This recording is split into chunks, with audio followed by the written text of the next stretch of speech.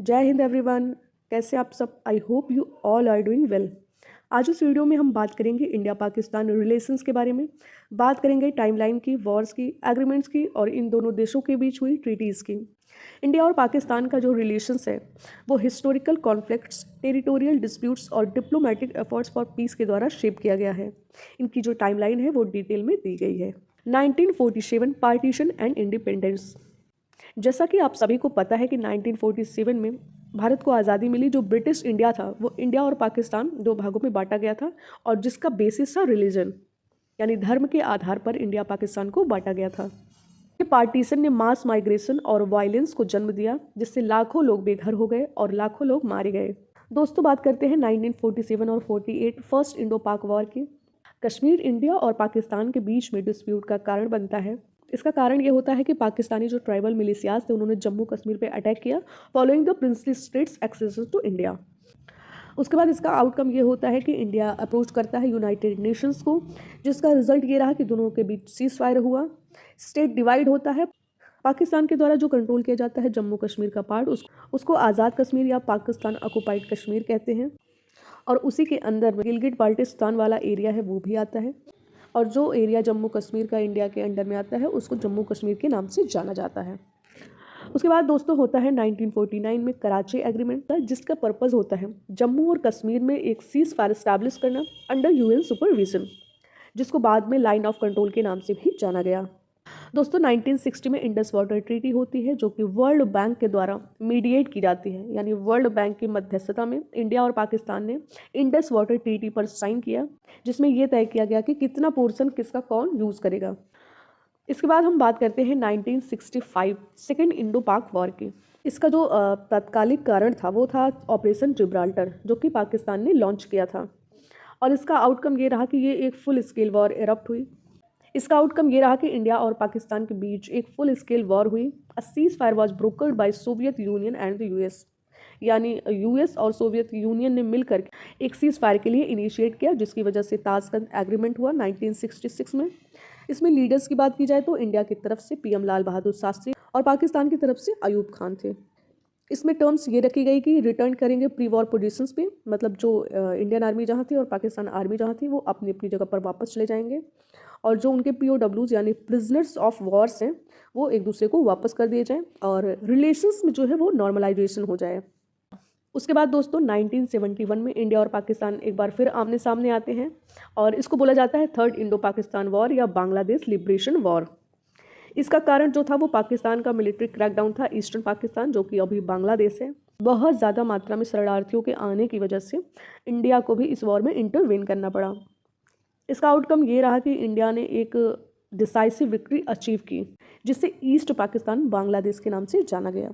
India के लिए तो ये बहुत बड़ी अचीवमेंट थी, क्योंकि एक नए देश का जन्म हुआ था। इसका जो मेजर सिग्निफिकेंस था वो था 90,000 पाकिस्तानी सोल्जर्स का प्रिजनर्स ऑफ वॉर्स बनना, यानी 90,000 पाकिस्तानी सोल्जर्स को कैदी बनाकर ले आया गया था। इस वॉर के लिए एग्रीमेंट साइन होता है सिमला एग्रीमेंट। सिमला एग्रीमेंट्स के टाइम इंडिया की तरफ से पीएम इंदिरा गांधी और पाकिस्तान की तरफ से पीएम जुल्फी अली कार भुट्टो थे।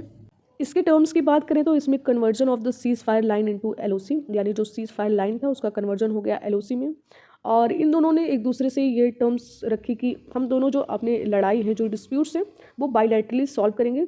हम किसी थर्ड पर्सन या थर्ड कंट्री को नहीं आने देंगे एक दूसरे के डिस्प्यूट को सॉल्व करने के लिए, और पीस को जो है हम लोग प्रमोट करेंगे। उसके बाद दोस्तों 1984 में सियाचिन कॉन्फ्लिक्ट होता है। इसमें इंडिया ने ऑपरेशन मेघदूत लॉन्च किया, जो कि सियाचिन ग्लेशियर को सिक्योर करने के लिए एक मेजर ऑपरेशन था। उसके बाद 1987 में ब्रास टैक्स क्राइसिस होती है। इसमें दोस्तों क्या होता है कि जो इंडिया के द्वारा मिलिट्री एक्सरसाइज होती है वो उन दोनों के बीच टेंशन्स बढ़ा देती है, और ऐसा लगता है कि वॉर हो जाएगी दोनों कंट्रीज़ के बीच में। उसके बाद दोस्तों 1998 में न्यूक्लियर टेस्ट होते हैं। दोनों इंडिया और पाकिस्तान दोनों अपना अपना न्यूक्लियर टेस्ट करते हैं और अपने आप को न्यूक्लियर स्टेट डिक्लेयर करते हैं, जिसकी वजह से दोनों के रिश्तों में और भी ज़्यादा जो टेंशन्स हैं वो इंक्रीज़ होती हैं। उसके बाद दोस्तों बात करते हैं 1999 कारगिल वॉर की। इसका तत्कालिक कारण था जम्मू कश्मीर के कारगिल में जो पाकिस्तान फोर्सेस ने इन्फिल्ट्रेट किया था। इसका आउटकम ये रहा कि इंडिया ने अपनी टेरिटरी को रिकैप्चर किया और हैवी फाइटिंग हुई। इसका तनाव और भी ज़्यादा इसका सिग्निफिकेंस ये रहा कि दोनों देशों के बीच तनाव और भी ज़्यादा बढ़ गए। इसके बाद लाहौर डिक्लेरेशन होती है 1999 में, और जिसका कोई बहुत ज़्यादा इम्पोर्टेंस नहीं होता है। इस वॉर के कारण दोनों देशों के बीच टेंशन्स और भी ज़्यादा बढ़ जाती हैं। उसके बाद इंडिया और पाकिस्तान के बीच लाहौर डिक्लेरेशन साइन होता है। दोस्तों, उसके बाद 2001 में आगरा समिट होती है, जिसमें इंडियन पीएम अटल बिहारी वाजपेयी और पाकिस्तान के प्रेसिडेंट परवेज़ मुशर्रफ के बीच टॉक्स होती हैं। 2001 और 2002 parliament attack and military stand of. Jaish से मोहम्मद के जो मिलिटेंट्स होते हैं वो इंडियन पार्लियामेंट पे अटैक करते हैं। इसके बाद इंडिया ऑपरेशन पराक्रम चलाता है, जो कि इंडियन ट्रूप्स को जो है मोबिलाइज करना होता है बॉर्डर एरिया में। 2003 में दोनों देशों के बीच सीज फायर एग्रीमेंट्स होता है। दोनों देश एग्री करते हैं सीज फायर के लिए अलोंग द LOC एंड जो उनका इंटरनेशनल बॉर्डर होता है। 2008 में मुंबई टेरर अटैक होता है, और इस टेरर अटैक की जिम्मेदारी लश्कर-ए-तैयबा लेता है। इसमें लश्कर-ए-तैयबा के मिलिटेंट्स ने मुंबई पर अटैक किया और लगभग 170 लोग मारे गए। इसका इम्पैक्ट ये रहा कि इसमें जो इंडिया और पाकिस्तान के बीच जो भी पीस टॉक्स हुई थी, उनमें कहीं ना कहीं बहुत ही ज़्यादा निगेटिव इम्पैक्ट हुआ, और कहीं ना कहीं टेररिज्म की एक्टिविटीज़ को प्रमोट करने के लिए पाकिस्तान के ऊपर ग्लोबल प्रेशर बढ़ गया। दोस्तों, बात करते हैं 2016 उरी अटैक की और सर्जिकल स्ट्राइक की। क्या होता है कि जो इंडियन आर्मी बेस होता है उरी में, उस पर एक टेरर अटैक होता है। उसके बाद इंडिया इसको काउंटर करने के लिए सर्जिकल स्ट्राइक करता है अक्रॉस द LOC। इसका सिग्निफिकेंस ये रहा कि इंडिया ने टेररिस्ट या कहें कि जो भी कंट्रीज टेररिज्म को स्पॉन्सर करती हैं उनको मैसेज ये दिया कि वो कहीं ना कहीं इंडिया टेररिज्म या क्रॉस बॉर्डर टेररिज्म को रिस्पॉन्स करेगा और इसको ये बर्दाश्त नहीं करेगा। इंडिया UN में भी इस मुद्दे को उठाता रहता है कि वो टेररिज्म या कहीं भी हो, जो भी हो, हमारी समिट्स होती हैं किसी ऑर्गेनाइजेशंस में या यूनाइटेड नेशंस में, इंडिया टेररिज्म के अगेंस्ट बात करता है। उसके बाद दोस्तों 2019 में पुलवामा अटैक होता है। इसमें क्या होता है दोस्तों, एक सुसाइड बॉम्ब के द्वारा पुलवामा में लगभग 40 जवानों को मार दिया जाता है। इंडिया ने इसे काउंटर करने के लिए बालाकोट एयर स्ट्राइक की, जिसने टेररिस्ट कैंप्स को टारगेट किया। इसका इम्पैक्ट ये हुआ कि टेंशन्स और भी ज़्यादा बढ़ गई। 2019 में रिवोकेशन ऑफ आर्टिकल 370 होता है, यानी इंडिया ने रिवोक किया special status of Jammu Kashmir को, यानी जो जम्मू कश्मीर को स्पेशल स्टेटस दिया गया था उसको रिमूव कर दिया गया।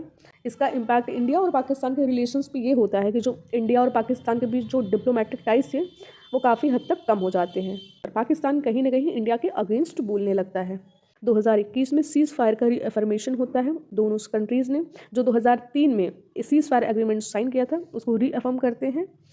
तो दोस्तों, हम लोगों ने जो भी पढ़ा उसमें सबसे जो हाईलाइट इवेंट्स थे वो थे कराची एग्रीमेंट 1949, जो कि सीज फायर लाइन थी जम्मू एंड कश्मीर में। उसके बाद इंडस वाटर ट्रीटी 1960 में, जो कि वाटर शेयरिंग एग्रीमेंट था। उसके बाद होता है ताशकंद एग्रीमेंट 1966 में, जो कि पोस्ट 1965 वॉर पीस का एग्रीमेंट होता है। उसके बाद 1972 शिमला एग्रीमेंट होता है, जो कि बाईलैटरल रिजोल्यूशन होता है डिस्प्यूट्स का, जो 1971 में बांग्लादेश लिबरेशन वॉर हुई रहती है। उसके बाद कारगिल वॉर को लेकर के जो कॉन्फिडेंस बिल्डिंग मेजर्स एग्रीमेंट होता है उसको लाहौर डिक्लेरेशन के नाम से जाना जाता है।